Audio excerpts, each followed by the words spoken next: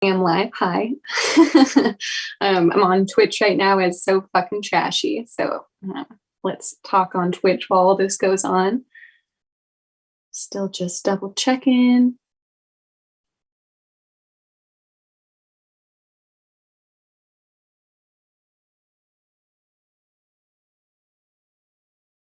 All right, confirmation. I'm live. Hello, everybody. My name is Sophia Nielsen.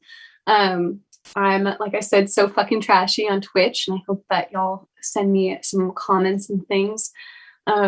First of all, just want to say thank you so much to Brandon and Josh and everyone over at Coalesce. It's really exciting to be doing really anything right now during a fucking pandemic, right? But especially to be able to talk trash in this way. Because I'm a waste worker and I've been working in waste for the past 5 years, and it's something that I'm really passionate about. I like to say I've got a passion for the trashing, right? But there's not, in our society, a lot of forums to talk about trash, and there's a lot of reasons for that I want to talk about today. But yeah, I'm a landfill lover. I'm a waste worker, and I've worked in waste in the event scene for 5 years. I have a company called WEgenerative, like regenerative, but with a we, because it's, about the people and coming together to be regenerative. If you ask me about what it really means to be sustainable, that's in a nutshell. So, yeah, to start, just thank y'all for being here. Thank you for taking the time and space to think about trash. And I hope this is fun. I hope everyone sends me weird questions about trash that I can answer while this is all going on. And, yeah, just jump into it, I guess. I own and operate a business. It's called WEgenerative, like I said. And right now it's just me. I started it last year in March, which was, little did I know, terrible timing to start a business because of the pandemic. I was literally designing these graphics for a company that was about to throw an event, and the event was sponsored by Corona. So I'm designing Corona bottle graphics for trash as I'm waiting to hear back about whether or not, there were even events to happen. And now here we are, fast forward a year later, and I've been doing graphic design for the county that I live in. I live in Slow County, so I do graphic design for the waste department here and help use art to bring awareness to trash. And, there's so much in that because trash goes away. Right? We throw it away. It goes off into this never ever land, this fairy tale of something that we're not entirely sure of, really, right? And that's just a concept that has gripped me for a long time. It's where the fuck is away? Where is this away that everyone keeps talking about? And the truth is, it does not exist. And yet we have this myth in our society that there's this away. Trash goes away, throw it away. And, like I said, I'll get into that a little bit more, but I guess I should start, what does it mean to be a waste worker? I say waste worker. Waste workers think about trash. They are the away. We are the little fairies that come and take your trash to the land of away. And we also, we plan for it in a way that maybe you have never in your life before. We think about how many, how much volume does any one person produce? Not so fun fact on that. By the end of your life, it is estimated that you as one individual will consume enough landfill alone, right?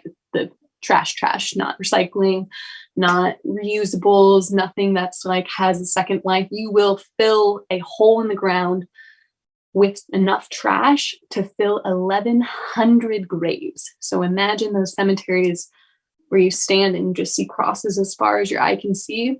Now imagine inside of every single one of those graves is your shit.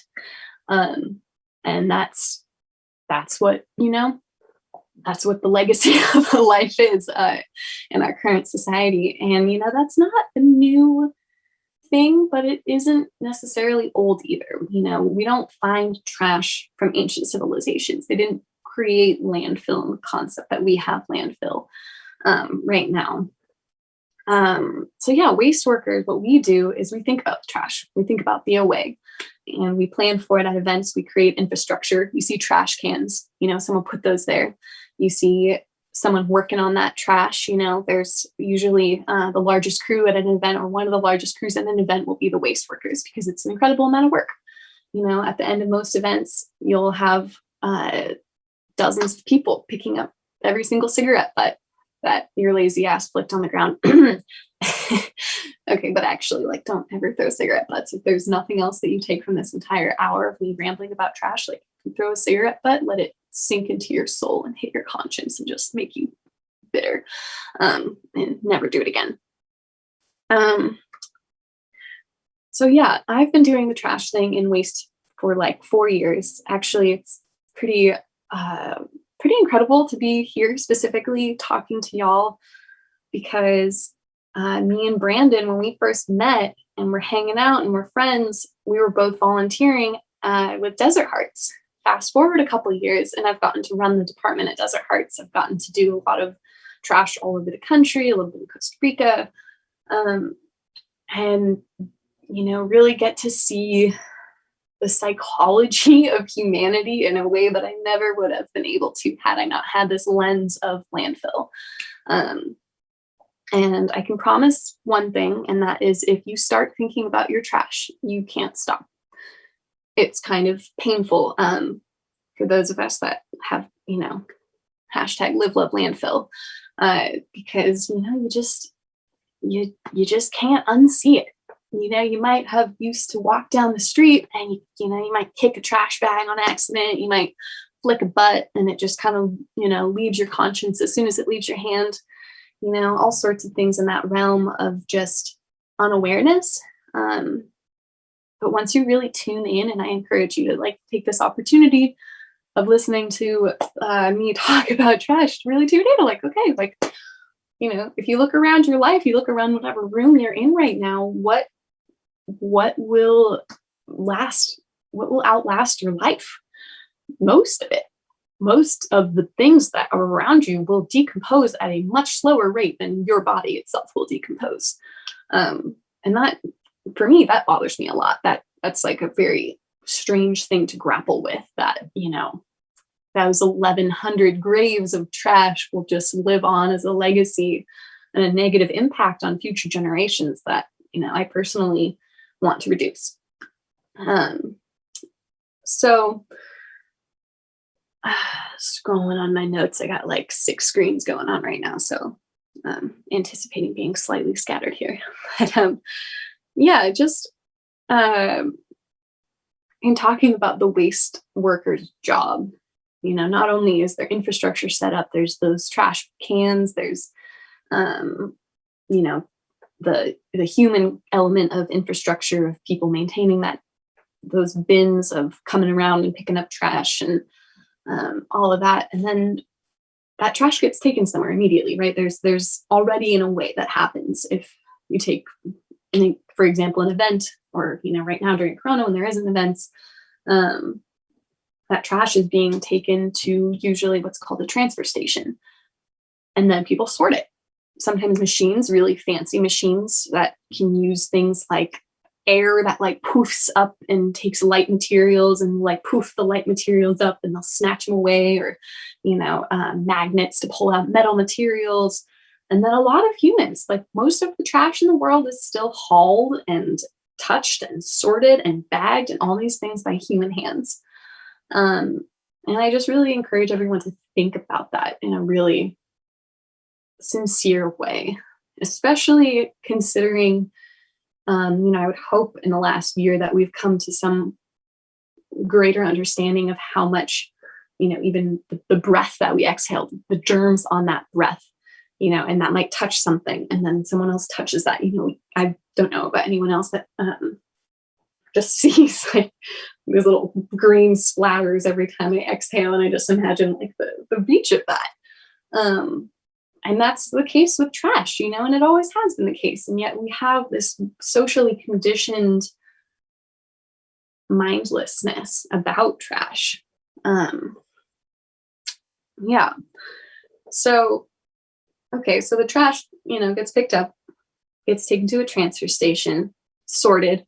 And at any given place, there's multiple streams. You've got landfill, you've got recycling, you've got compost sometimes, hopefully compost, hazardous materials, and someone has to touch all that and make sure it goes to the proper place.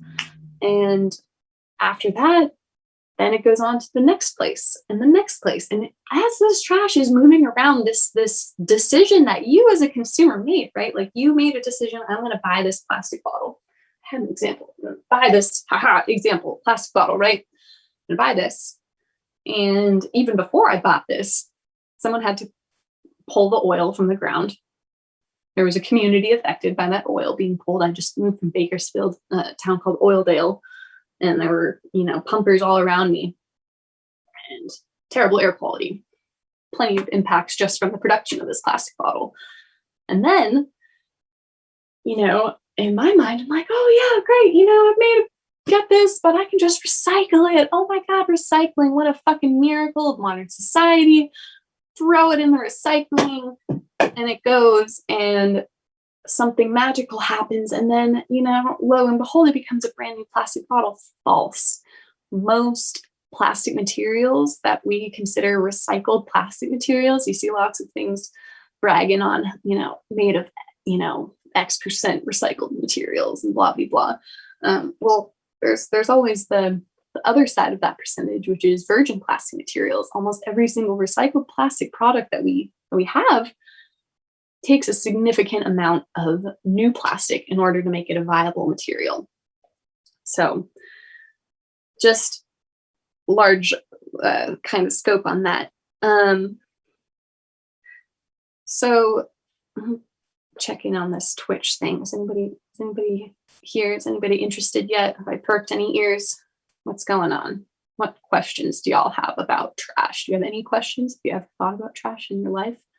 What's going on?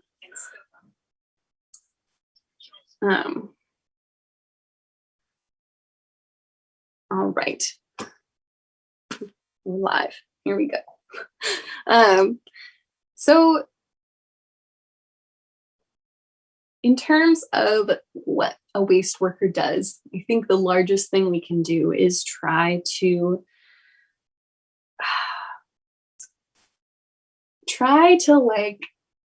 come up with what the fuck everyone else is thinking about, because especially in the lens of like a waste worker at an event, like the last thing most people are thinking about is their trash. Well, if you're a waste worker, that's like your whole life, live, love, landfill. So how do we get people who don't think about trash? How do I get you to think about trash? What matters to you enough to care about the matter that you are consuming and then throwing away as if any matter was ever created or destroyed, right? Laws of physics. So that's like a huge part of the waste conundrum. How do you get people to think about it? And, how do you get people to care? How do you get people to change their decision-making process? Big questions, and there's this funny thing called global climate change that may or may not be looming with apocalyptic doom. So there are reasons to think about this. And one of the primary reasons that trash is an important conversation within the context of global climate change is specifically landfills, specifically organic materials. When I say organic, I mean carbon-based. So a molecule with carbon in it outside of the absence of oxygen. So in a landfill, which is a sealed hole in the ground, right? So in those sealed holes in the ground, these organic carbon-based materials decompose, but without oxygen, they create methane. And methane is actually considered 4 times as detrimental to the greenhouse effect than carbon dioxide even. So it's an important conversation to have. It's an important thing to become aware of. We have to think about our impact. We have to think about this trace that we're leaving and take personal responsibility. I have a question from my favorite, favorites already. Ronnie Von Trash asks, do you think any plastic has been recycled since the pandemic? Good question. Yes, but in general, recycling is a broken system. In a macro scale, recycling is kind of foolish in terms of like the amount that we think it works versus the amount that it actually works. And I do want to say too that like there's been a weird stopgap happening in our culture in America specifically because we export most of our recycling. And when I say export, I mean we send it to developing countries. We're not sending it, to Canada. We're not sending it to different states. We're sending it to other countries because, fun fact, very American of us, we have such strict environmental protocols, which in theory is good, but they're, strict enough that recycling itself is not a viable thing to do within American borders. Like we don't allow that kind of pollution from a recycling plant, but we recycle and send it off to another country where we don't have to experience the direct impacts immediately, at least. We live in a collective world in which we share our oceans, we share our air, we ultimately share these impacts as a society. But like everything else, the people who are experiencing the most detrimental side of that impact are the people who don't have the same privileges as, American society does. And even within America, when you talk about, who is recycling, like, yes, recycling systems are still happening. Waste workers have been working since the pandemic. They've been touching your germy ass trash this whole time. Have you thanked your trash person lately? Have you brought them muffins? Have you said thank you? You should do that. You should make sure that you know their name. You should say thank you and look them in the fucking eye, because without them, you'd have to deal with your own shit, and that would be terrible, right? You don't like that. So meet your trash people, say hi, make them cookies, give them joints. So I want to go into that a little bit deeper, and I got to scroll, pardon me. But in terms of what is recycling, right? There's a history in the United States of sending most of our recycling overseas. We sent most of it to China. And then China a couple years ago put up what is colloquially known as the green wall. China was basically like, okay, so like we've had your shit coming in for a while. We got a lot of recycling now. I guess it's piling up. We're at capacity. Like we have more plastic from Americans and other Western countries than we could even make into new shit. So like we're good. We don't need this raw material anymore. And America's just like, oh shit. Like, oh no, what do we do now? All right, call up those other countries, see like who's willing to deal with it. Not us, obviously, because God forbid we like improve the system. And this is like so amazing to me. There's this project that y'all should look up. I'm going to type it in the thing. It is ban.org. Okay, go read their whole thing. They have like fucking incredible research. ban.org. But the one I'm going to highlight right now, from the Ban E-Trash Transparency Project, what they did, this independent group of researchers, they put GPS trackers in e-waste, so like electronic waste, old keyboards, shit like this. They put a tracker in it, and they're like, all right, where's it actually go, though? We just send it away, and then we don't know. And they put trackers in it, and they realized that, what they thought was happening wasn't really happening with all this e-waste. I'm going to read you some quotes from it. In 2016, BAN published its groundbreaking reports entitled Disconnect, Goodwill and Dell, Exporting the Public's E-Waste to Developing Countries. That's Goodwill as in the company Goodwill, where, people throw things away and pretend that, they're getting recycled or getting given a new home. No, they're landfill. A lot of that shit, just throw it away yourself. Come on. And Dell, exporting the public's e-waste to developing countries. And scam recycling, e-dumping on Asia by US recyclers. These reports followed several years of research, development, and implementation of GPS/cell phone-based tracking technology. They involved placing 205 different GPS tracking devices inside of both printers, LCD, and CRT monitors, delivering them to US charities, retailers, and recycling, and following them to their endpoints around the globe. Such research activities and subsequent publication of the results can be said to be a form of citizen enforcement, because the trade of hazardous wastes, including most electronic wastes, to developing countries from developed countries is illegal under international norms, according to the Basel Convention, right? So a bunch of global leaders got together and was like, hey, rich countries, stop fucking giving all your hazardous shit to poor countries. They've got enough to deal with. Stop. Deal with your own shit. Well, we don't actually deal with our own shit. Right. Okay. So, and under laws of most developing countries, certainly under the rules of the Basel Convention, it is illegal for developing countries to bring in, right, hazardous e-waste from the United States. 96% of the exports revealed by BAN's 2016 study were deemed as likely illegal. The study is summarized in Scam Recycling. They witnessed 34% of the 205 deployments. So 34% of the 205 devices that they put trackers in, 34% of those moving offshore, with 31% of the total going to developing countries. So that's like a third of all of this stuff is going to a developing country. Looking at those that were exported, only 93% of the exports went to developing countries. So most of those exports ended up in Hong Kong's northern area called New Territories.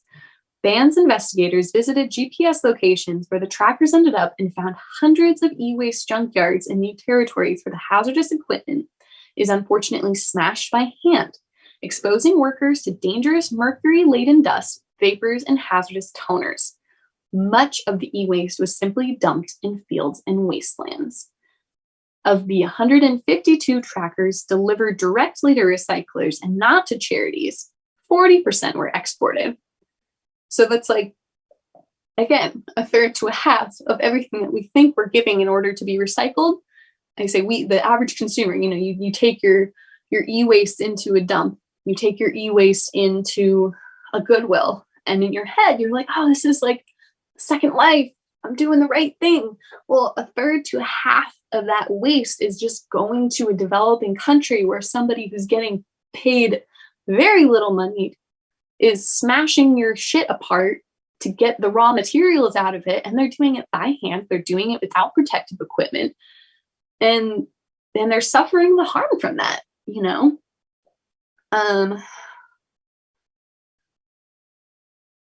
So that brings me to like a larger thought of what wish cycling is.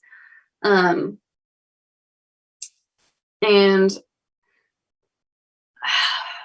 wish cycling as a term.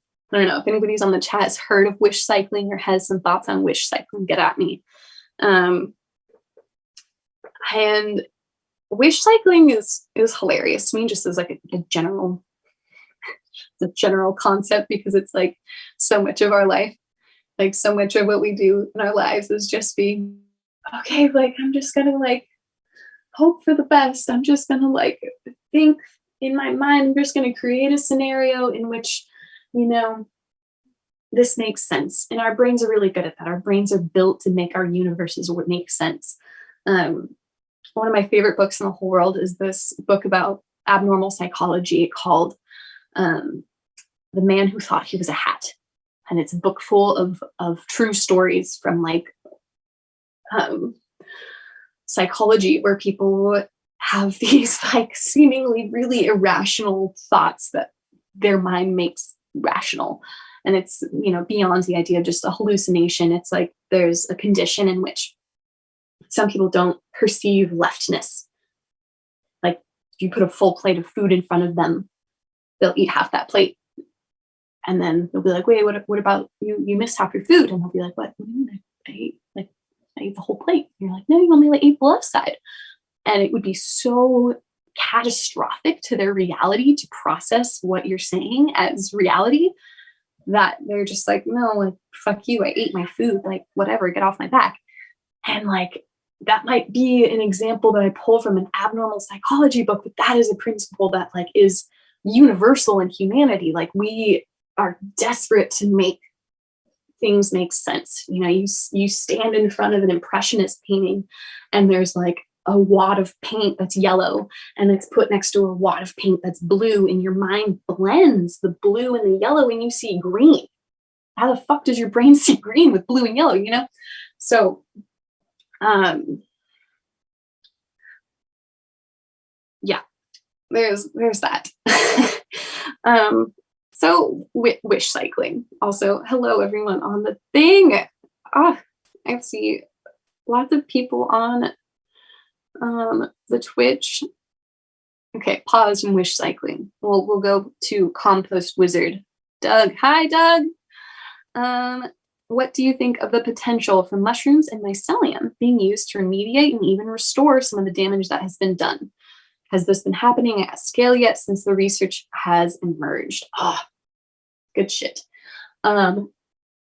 Yes, mushrooms will save us all, I think, personally. I think that, mycelium is a miracle, an incredibly intelligent organism.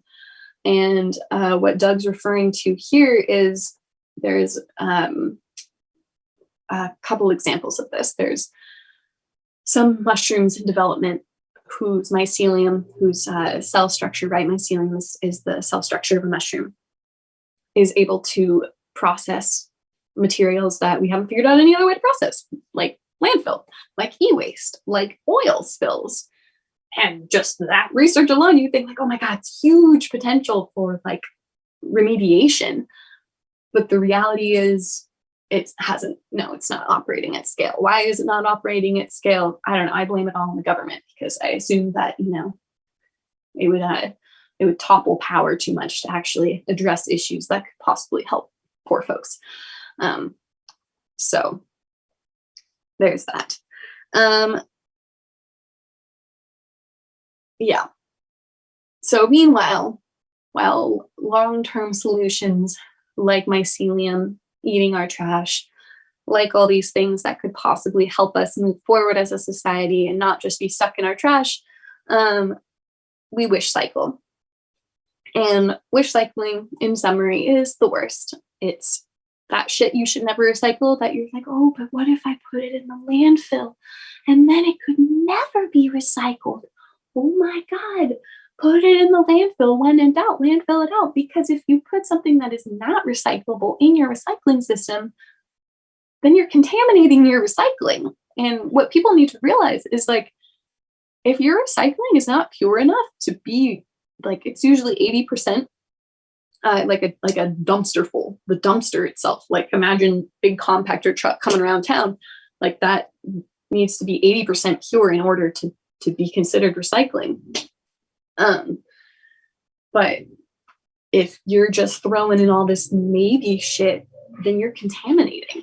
You're not only contaminating your stream, you're contaminating the whole block. You're contaminating whoever else, throws in their good, bad, ugly recycling in there. So really the big lesson on this is just do your fucking research, right? Like don't just like watch this hour-long thing and be like, oh my God, I learned so much. And then like stop there. Like, where does your trash go? Who hauls your trash? What does their website say? Because I guarantee you they have a website.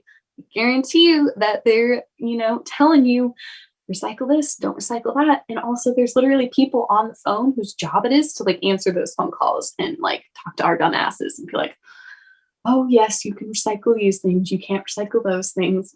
Some of the big ones on wish cycling, like some things that are never recyclable that we recycle anyway, are like, I don't know why this is one, but Christmas lights. it was always a huge thing with recycling centers. Like people always want to recycle their Christmas lights. Um, your like Tetra Pak containers, those coconut water things you hippies, you know, and lots of materials that might even say recycling on them. Another good example of that is like soft plastic bags, like your plastic bags that you know, got from the grocery store and those sorts of things. Generally, if they're not recyclable, or if they are recyclable, you shouldn't be putting them inside of your recycling can. You need to like gather them together separately, and then you bring them in their own bag to a recycling facility, or like Home Depot does plastics recycling in that regard. Fun aside on that. So Burning Man, where I also work with some trash folk over there with DPW, thanks to the work of Luke Dunn and Moon Mandel particularly, there is a pilot program that is now in, I think, anticipation of being a full-scale recycling program at Burning Man, which is exciting, to divert plastic bags, soft plastics, which is awesome. But a couple years ago, before, when it was just a pilot program, Moon Mandel's like, hey man, I got all this fucking plastic. I've convinced the system to sort it out. Like I've like put in this labor, but there was no transportation plan. It was just like mooning out and being like, oh, we gotta get these bags out of here, man. So what do? I throw a bunch of plastic bags on the roof of my van because I'm like, I gotta help Moon out. And then, you know, I drove around with those bags on my roof for literally months. like if someone doesn't already think you're living in your car, if you drive around with giant bags of trash on your roof, like they know you're living in your car. And it was a hilarious exercise in wish cycling, if you ask me too, because But anyway, don't put that shit in your actual thing. And yes, there's a note on here from, looks like Tulio. What's up, Tulio? That I drove it across state lines. I'm glad that's on the internet and recorded forever. But you're not supposed to transport waste across state lines, just like the United States is not supposed to transport hazardous waste across country lines. But you know, because of the way our society works, I'm far more likely to be held liable as an individual than our government is to be held liable. So that's good times. Anywho, so I want to talk about the idea of recycling in context of its viability and its importance, and the mnemonics that I think are important on that is refuse, reduce, reuse, recycle. Right? Got a little tattoo on that. But it's like in an order for a reason. Refuse. First of all, refuse. Say no to trash. Ask for no straw in your drink. Don't buy plastic, you know? Just don't buy it. Don't consume it. We have power as a consumer in our capitalistic society. Like we have that ability to like say no. Just say no. The worst political campaign ever. Come on, Hillary. Anyway, refuse. Number one. Number two, reduce. Okay, so like some shit, like you need plastic. Like you can't not use plastic, you know. It's just the way that our society works now. Like we need plastic. We've come to rely upon this material. But do we need it for every single thing? You know, could you choose to reduce the amount of plastic? Yes, you can. That is totally true. At any point in time, just about you can reduce the amount of plastic that you use. So look around, like, you know, wonder when you're grocery shopping, look at your cart and be like, man, like, how much plastic is in there? Could you have chosen the, you know, kombucha in a glass bottle instead of the one in the plastic bottle? You know, could you have chosen, this is tricky in Corona times too, but, you know, could you have chosen bulk foods? Could you have purchased through something like Imperfect Foods? If y'all never heard of Imperfect Foods, That's a worthwhile one. I'm writing that in the chat too. Imperfect foods. And they take like waste from farms or from grocery stores that are cosmetically, you know, not cute enough to sell, I guess. We have this idea that an orange is perfectly round, and it's not the case, right? It's an organic thing that grew out of the fucking dirt. And we have this like very sterilized idea of what it's supposed to look like. So, reduce. And then like once you've chosen to take in that trash in your life, reduce it, like reduce reuse it. And I have prompts. So here's one of my favorite little reuse bottles made planter that I've made in the past. I was considering doing a tutorial on how to make this, and I can just briefly describe it, but this is a plastic bottle. I think it was soda. I don't remember.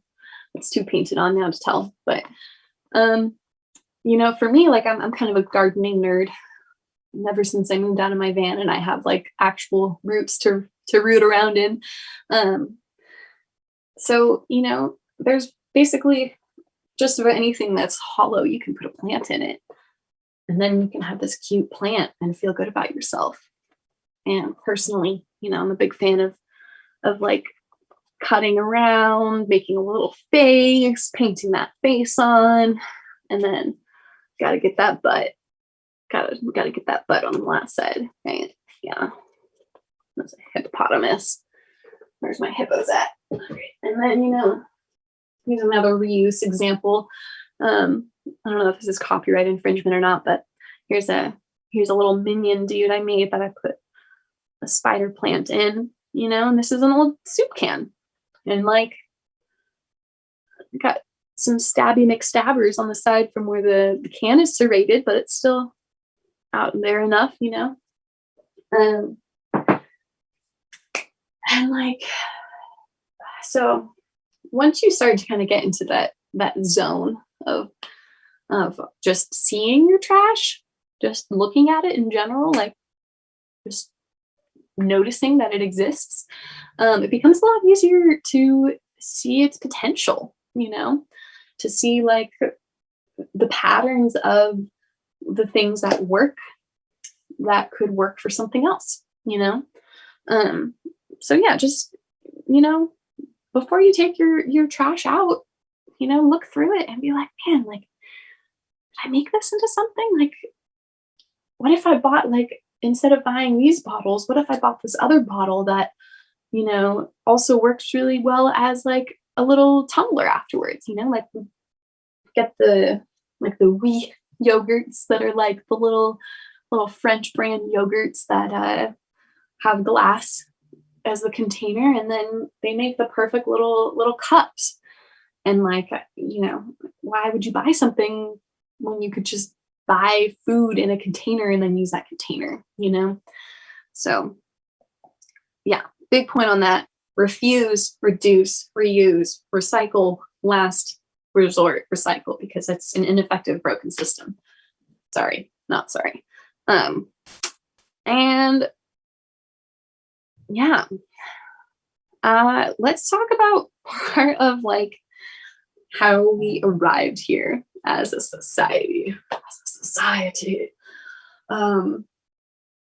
Because like I said, like ancient civilizations, they're not finding like fucking plastic. They're not finding like weird unused materials in a pile a little bit away from where everyone lived. They're the installation of landfills was very much a modern installation. People used to bury trash and burn trash. We still burn a lot of trash in the world.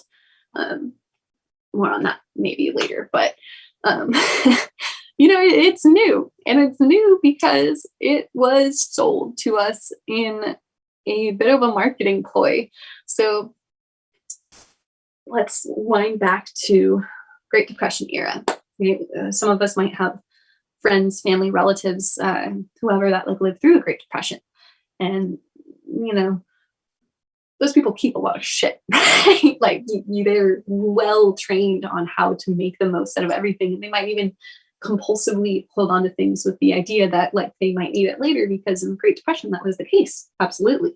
You know, there's a style of dress called flour sack dress. Well, that arrived from people using flour sacks as dresses, because they needed cloth, and so they used the cloth that they could buy while also buying food, and then reused it.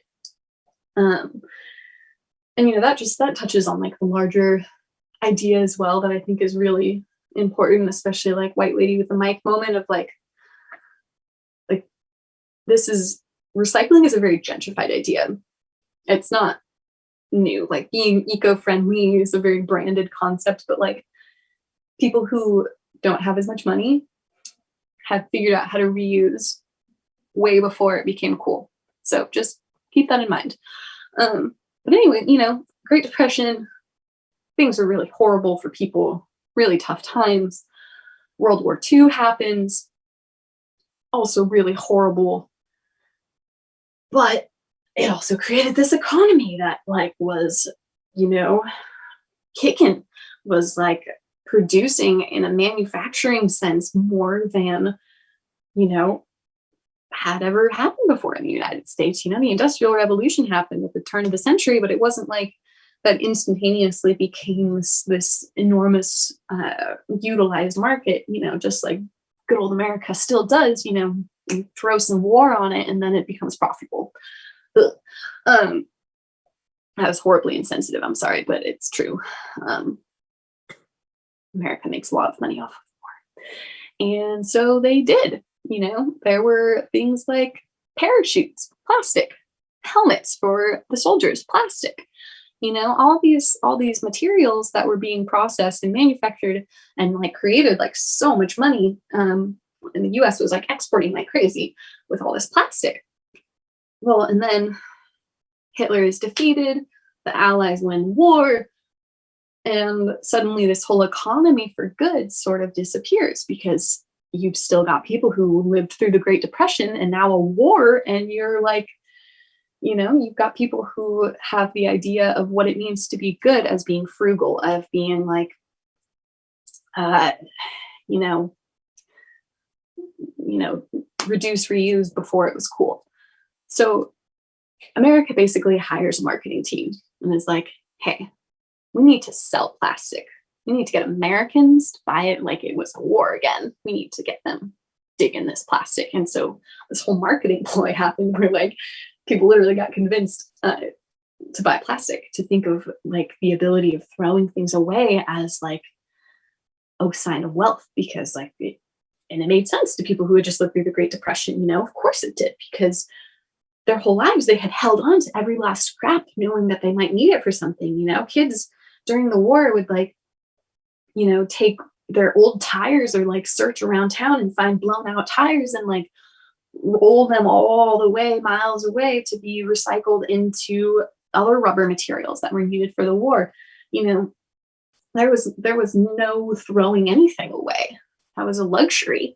And so that wasn't a hard idea to sell, that like, wow, like you could be so rich that you could throw shit away and not even think about it. And people were like, fuck yeah, let's throw shit away and not even think about it. And ta-da, single-use culture was born and booming still. There we go. Yeah. All right, checking in on this Twitch here. Yes. Ronnie Von Trash points out that we make everything so low quality so it breaks, and then we need to buy more stuff rather than stuff being made to last. It's made to break. Totally. Yeah, like, I mean, anyone who's ever had a phone, like, just that point after a couple of years where your phone just starts to suck. You're like, oh man, remember the flip phones? Remember the flip phones? I still have flip phones that still work. And then they realize that, like, oh, we gotta make this shit break after a couple of years. We gotta put a time bomb in this and make sure that people will buy another one. Yeah. So single use was a marketing ploy, and it's still happening. Still happening. And you know, now single use in a lot of ways is not all negative because, consider coronavirus. Think about how many single use things are used in the medical industry that have saved lives this year. Like, thank you, essential workers in the medical field. Like that's just what it is.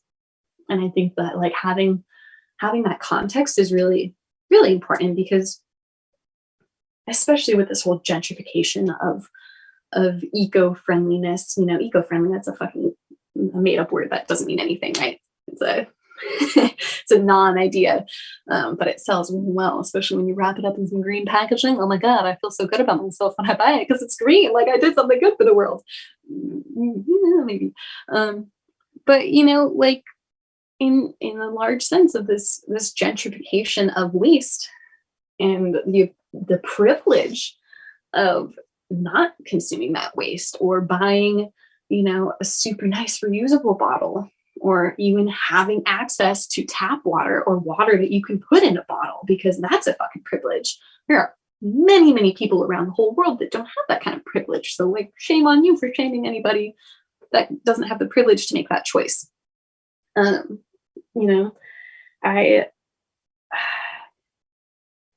oh man, now I'm going to say it, fighting words. Watch out, vegans. But, coming from someone that also just eats plants, I don't call myself a vegan because it has become this word that has so much weight of meaning like superiority.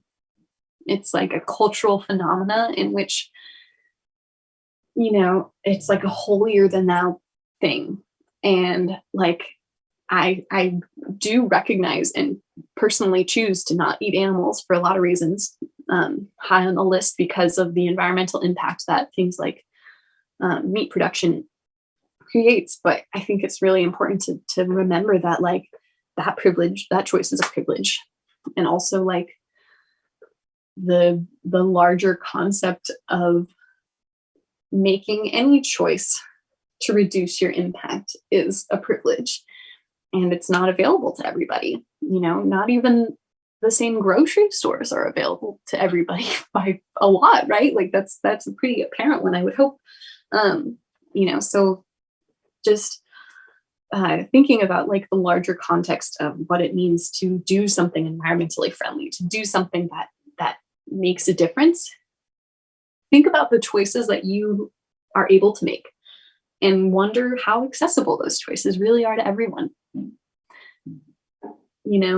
Before veganism became this gentrified, whitewashed idea of like super processed, fancy things and elite restaurants and all of that, like it was just what most people ate because they couldn't afford fucking meat, right? And it still is what a lot of people around the world do because it's expensive to produce and consume meat in a lot of places. That's not true everywhere, but hear me out on that. Okay, looking in. Any vegans coming for me yet? All right. Whew. Get it out. All right. So I want to zoom out again into the idea of privilege, and I recommend anybody that is here to look up the UN, United Nations, right, Sustainable Development Goals, and the UN creates these developmental goals, and some of them happen, some of them don't, but it's a good metric, I think, for looking at where the world and its leaders hope to be, right? So within the Sustainable Development Goals, a enormous part of them addresses the idea of dismantling systems of oppression in order to be sustainable. And a huge one within that is empowering femmes, women and girls, and feminine identified humans. That, basically we can't be sustainable as a society when we continue to knock other people down. We can't be sustainable if our sustainability relies upon the oppression of other people. We can't consider recycling a good thing when recycling really means exporting our recycling products and harming other countries. That like that's not sustainable. That's not actually sustainable. And our own waste world too. Like as a waste worker, there's so many events that I can think about where like the only reason that event got cleaned up is because people that were working in waste were so passionate about, leaving no trace that it was able to happen at the expense of the physical and mental health of those waste workers. And like, fuck that, right? Like, what the fuck? Because that's just, not sustainable. That's just, privilege exerting power over people and thinking, there might be waste metrics at the end of that look really good. They're like, wow, look how like little waste this thing produced, and look how like clean it is at the end of it. And it's like, but how much recognition, how sustainable was that for the individuals and the class of individuals generally, right? That like went through that. Was it actually sustainable, or was it just really detrimental to people? And then, the people who didn't experience that personally get to pat themselves on the back. And so on that too, I want to note some people that I really admire, that are doing what I think is really incredible work in the sustainability realm, that are people of color. And, me and every other white person that gets to talk about sustainability wouldn't get to be where we are right now if it wasn't for people of color that were leading the way long before it became gentrified and trendy and all this shit. So I want to talk about intersectional environmentalist. Leah Thomas is the lead of that organization, really phenomenal. Going to write these in here too. Intersectional environmentalist. If you don't know what intersectional means, intersectional is the idea that people from varying backgrounds experience layers and intersections of oppression or privilege. So, there's layers to all of this that need to be examined other than just categorizing things in a broad way. And that's a concept created by Kimberly Crenshaw. You should also know who that is. So intersectional environmentalism, Kimberly Crenshaw. Let's go queer, brown, vegan.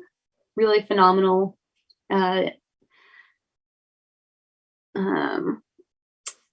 Educational things on that. Seeding Sovereignty is a Native American led group that does really phenomenal educational work, particularly in the environmental space. Marie Beach and Danny Washington. All right. So please go follow all these people, go give them recognition, go support them in their work and the things that they're doing about sustainability.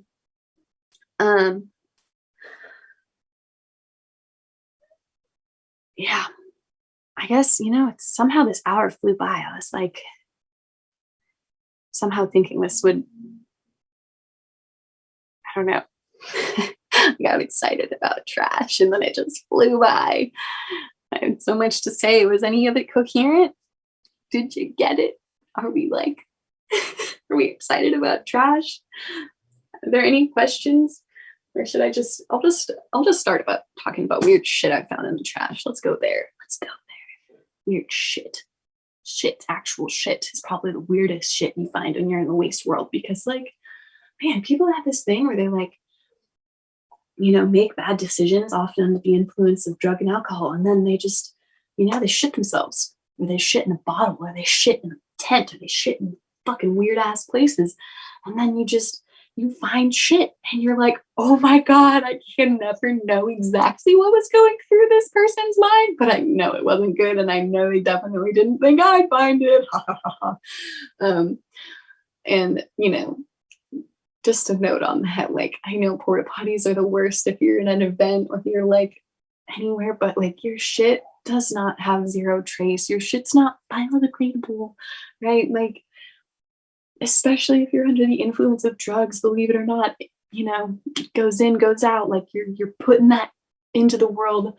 My dad's actually a wastewater treatment plant engineer. So his whole career, he spent like turning shit into water again, which is a miracle that I've never even come close to wrapping my mind around. But like, there's a lot of things that have to happen. It's not an instantaneous thing. And if you're shitting, especially near a water source, like you're fucking that water up. You are affecting communities in a very tangible way. So yeah, waste workers find shit a lot. Find a lot of bottles. I've also found like there was this one tent at Oregon Eclipse that was like, I had already been there for way too long enough that I had like a whole family of mice move into my van. It's very traumatic. I still hate mice. But like, I had this tent that literally looked like it had like alien runes drawn on it, like this like very like spiritual moment of trash. And it was like, you go inside the tent and you already know, you walk up and you see that tent in the distance, you're like, that's not a living tent. No one lived in there. But apparently they must have talked to God and had some crazy ass shits, because we found some things that I did not know could come out of the human body. And the other one is the shit buckets. This is like the medium ground of people that like planned enough that they were like, okay, like for whatever reason decided that, professionally maintained and chemically treated porta potty was not good enough for their sweet buns. So they bring a bucket and they're like, we're just going to shit in this bucket. And then what? What was the end then in your mind when you chose to shit in the bucket? Like, is there a list of people that was like going to draw straws and like take a bucket home? No, there never is. That shit bucket just stays until somebody comes up on it and you're like, oh God, you know what it is. You see the flies and the cloud around it. You don't need to be told what's in that bucket, and other weird shit. Oh, coolers. So like, we all do this, right? We all think we're going to be so productive when we're camping and we're in the middle of wherever, and we're going to just like wake up on some Sunday morning and just be hungover as we've ever been in our lives, and somehow pull out of that and like make a 4-course breakfast with bacon and like all these things. No, you're not going to do it. You're going to eat drugs. You're not going to eat food. I'm sorry. That's just what you're going to do. Stop bringing the goddamn bacon, because then you're leaving in the cooler of shame. And that cooler of shame is like a smell that is coming viscerally into my conscience, even as I talk about it, because it's that bad. Like one time also at Oregon Eclipse, which like was such a massive event, like there was trash that was left that like, it took us weeks to move through. Shout out to Rihanna on the chat. She knows what that was all about. But yeah, oh God, you come up on those coolers and they're bad. They're gonna be bad. And we have just like all these volunteers out there doing the thing, being real hardy about it. And this poor guy just like walks up to the cooler, and it was one of those like, no, and then they open it and just went behind the car and yacked. And so I think this is the sign of wrapping it up. And I'm glad I ended on that nasty note. I love you all. Thanks for listening to Trash with me.